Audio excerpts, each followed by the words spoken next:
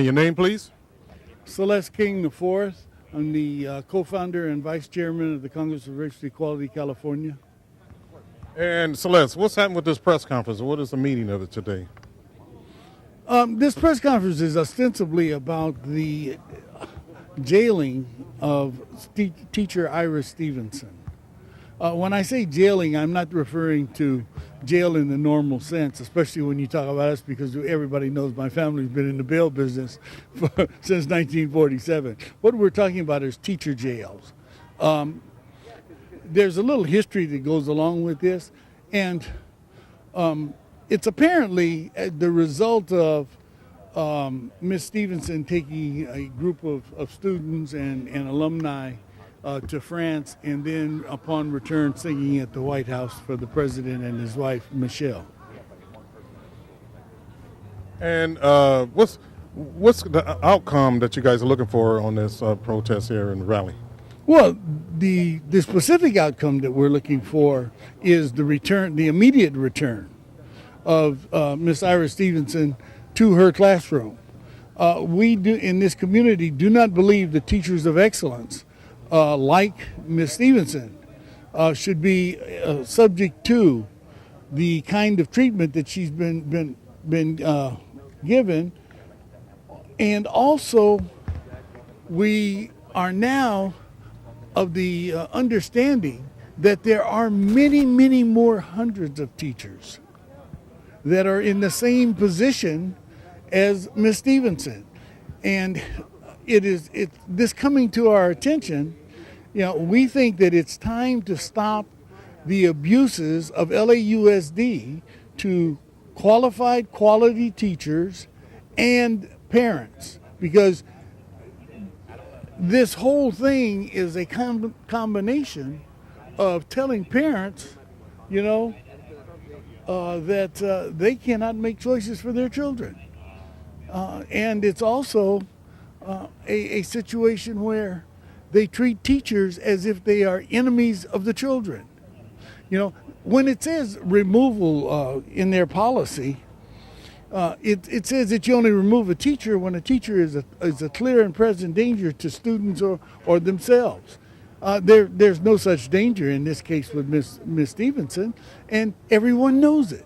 This is a complete travesty, and it's a situation in which I believe the administration is taking advantage of the fact that this is a marginalized district, because were Miss Marguerite Lamont still alive and sitting in that board seat, where there is now no representation, none of this would have ever come to light. So how is she doing now, Mrs. Ivers? Ms. Stevenson is doing reasonably well under the circumstances. However, she is extremely confused and frustrated by this whole process, especially not knowing why she's there. And it should be noted, that teachers are not told when they're removed. They're only told after a determination is made. And sometimes these teachers sit in this teacher jail called the rubber room for years. So what is your position with this whole press conference today? Well, I called the press conference on behalf of the Congress of Racial Equality of California. And it has to do with the fact that this community is outraged by the conduct of LAUSD, and we intend to address it, and address it very loudly, very clearly, and we intend to create an outcome that will change these policies and restore Ms. Stevenson to her classroom. Thank you. We love you, Ms. Stevenson. Remember, you have the victory. Woo!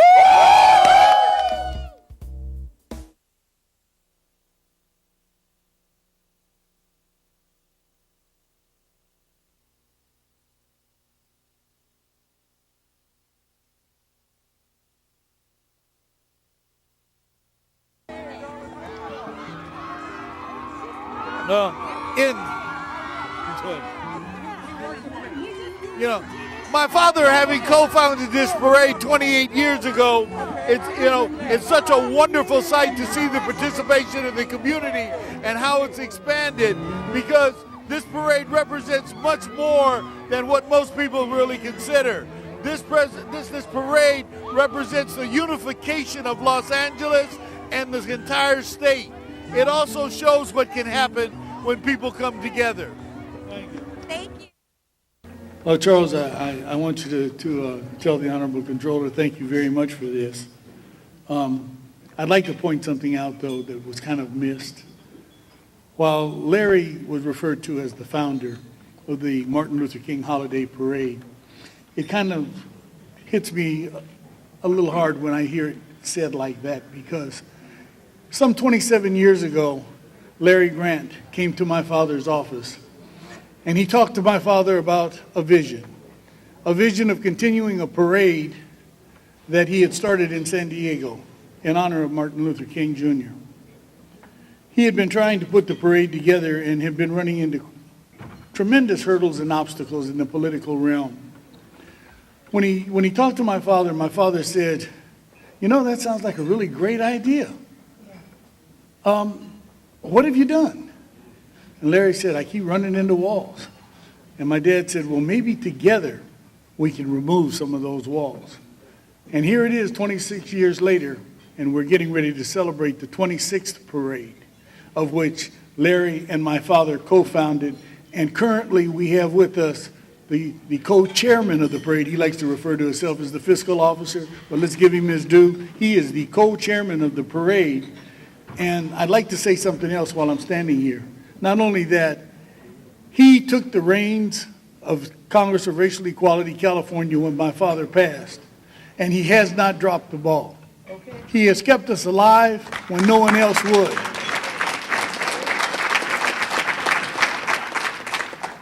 I would be remiss if I didn't say that there was a long time when I was not a part of this organization. I was a part of my own organization called King Central Self-Development Foundation.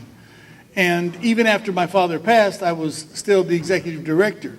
And Mr. Dove came to me and he said, he called me by my nickname, my grandfather's nickname, he called me by Mike. He said, "Mike, you've got to come with us." And I said, "No, I've got this organization. We're trying to do big things." He said, "Big things?" He said, "Man, let's do huge things." Okay. And I said, "What?" And he said, "Let's think about impacting the community so that the community will become self-sustainable." And he said that to me 4 years before I ever heard anything in Sacramento. He said, "Because we live in a bedroom community." Right? And I said, "What do you mean we live in a bedroom community?" He said, "Our communities are not self-sustainable. We don't have jobs in our community." He says, "We've got to make sure that we have career opportunities and jobs in our community." And as a result of that, I'm standing here today, and I got this honor from Chung, and I get to stand here next to the Congresswoman and here with I guess I could call him my surrogate father, Mr. Adrian Dove. And even though we have, and I want you to know, folks, don't think that this is some sort of, well, okay, Dad, because it's not. This is a tug-of-war relationship up here, because you know what? We've both got a mission, and that mission is to make this thing work. And now we have people with us like Julia Morandi and Gail Alexander. We are going to change the face of South Central Los Angeles, folks, and we hope that you're with us, and we hope you help us. Thank you. Well, we really don't have but a few minutes left here with some sound, so I'm going to do the best I can real quick. First of all, hey, it's a great celebration. Thank you all for coming out. I think that we ought to remember, though, that while this is a celebration for freedom, that freedom has not been won, that we are on the road to it, but the struggle still exists, that we are under the yoke of economic oppression, both black, both brown, and others, and that we must realize that the fight is one that we have to pick up ourselves. And like Tina said a minute ago, hey, if we don't wag our own tails, who else is? Well, the other thing is, if we don't fight for ourselves, who's going to fight with us? So let's fight together. Let's continue the legacy of my father and others that preceded him, and let's make this a real thing. Let's bring about a real unity in the community. And please join us May 20th at the exposition that we're going to have at MacArthur Park called the Unity Exposition. Thank you much, and I hope to see you there. Following Adrian, he gave a lot of history. One of the things that I would like to kind of say, though, is, Tommy and I went back a long ways. We used to ride bicycles together. We actually used to fight each other together. We'd have arguments and we'd have things because I was from the other side of town. And I used to come over to this area quite often because I had a girlfriend that was in the haciendas, and her name was Felipe. And when I met Tommy the very first time, it was right on the corner of 103rd and Celes. And we became friends, and we ended up sitting there, and I'm going to tell some stories here that I probably shouldn't tell. But we had a little WPLJ. I don't know if you folks remember that, but probably some of you do. It's called White Port and Lemon Juice. And we sat there and we christened each other with White Port and Lemon Juice right there on that corner. Right?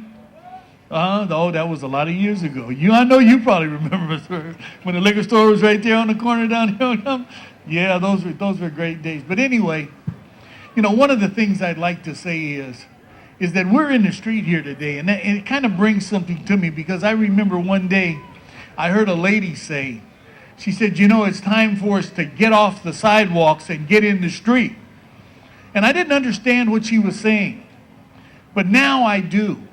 I understand that getting in the street means that we have to disrupt now more than ever, because that's where our power lies. Our power lies in the ability to create disruption.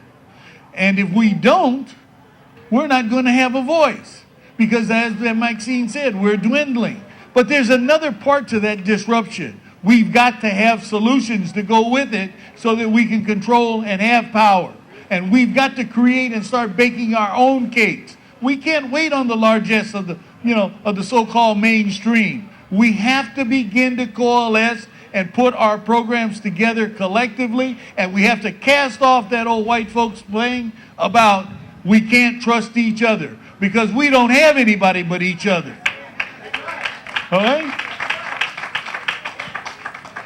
Anyway, I'm going to cut this brief because, I learned a long time ago, brief and briefer means you're a nice guy. So I'm going to get out.